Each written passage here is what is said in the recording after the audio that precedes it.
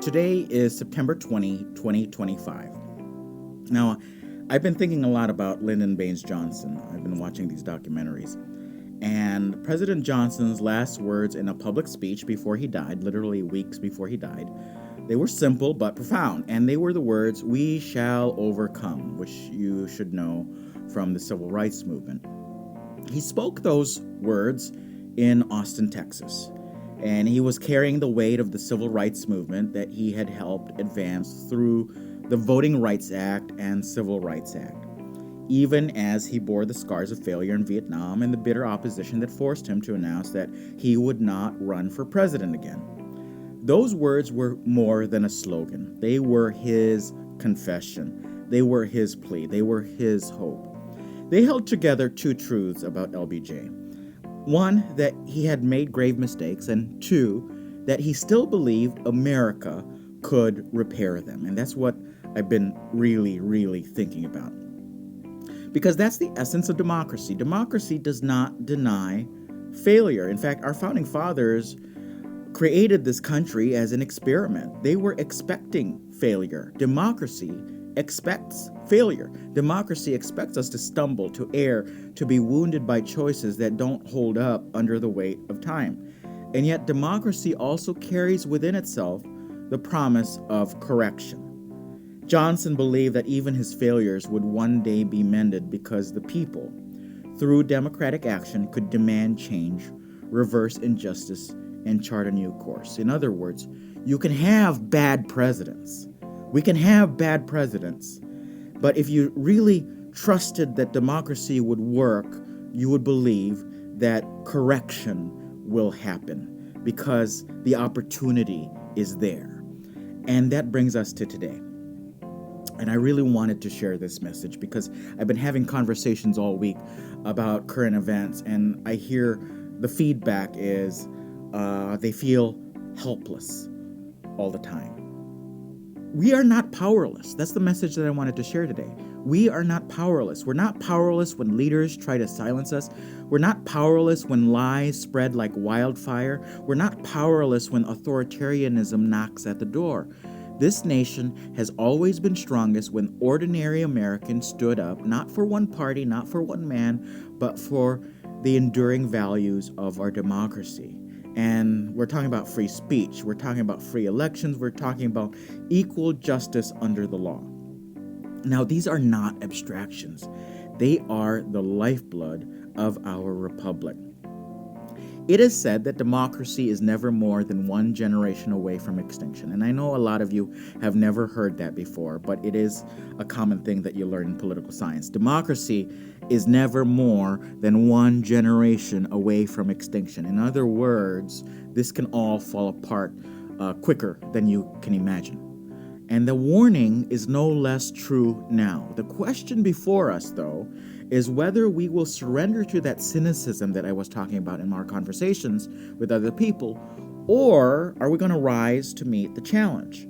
Now, rising to meet it requires action, and that means more than liking stuff on social media. This means action in the streets, and I'm talking about attending protest marches that remind the powerful where the true power lies. It was marches that helped turn the tide against the Vietnam. It was marches that helped turn the tide for civil rights. It was marches that helped turn the tide for marriage equality, for women. We can talk about all sorts of other issues.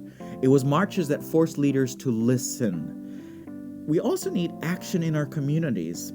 And when I say that, I mean we should be encouraging young people. In fact, I should be encouraging you to run for office, even for school boards, even for town or village councils, or be an alderperson in your city council. Because democracy dies if no one steps forward to carry it on. In fact, that's how we end up with really bad leaders. It's when good people don't step up and actually join the fight. We also need action in our culture, and I want to spend some time on this. When I say action in our culture, I mean art, creation, art that moves us from complacency to courage, because that's happened through history. This week, one of my favorite singer-songwriters, Sasha Allen, he's openly transgender, released Fire in America, which is a song that burns with righteous defiance, and I just love it. And it's righteous defiance against the rewriting of Charlie Kirk into some mythological martyr of freedom, despite the cruel and damaging words he spent a lifetime amplifying. And I've been playing this song to think about or to digest what's really going on around me right now, around us right now. So go look for that song. It's called Fire in America. Now, I want to take you back a little decades earlier in the Philippines, where my family's from. There was a folk singer named Freddie Aguilar, and he had a song called Bayan Ko, which literally means my home. And it was banned by President Ferdinand Marcos, the dictator at that time. But his soldiers could not silence it. Censors couldn't erase it, because I've said this before in other podcasts, songs outlast any soldier. Bayan Ko persisted. It became the anthem of what we now know as the People Power Revolution that toppled the Marcos dictatorship.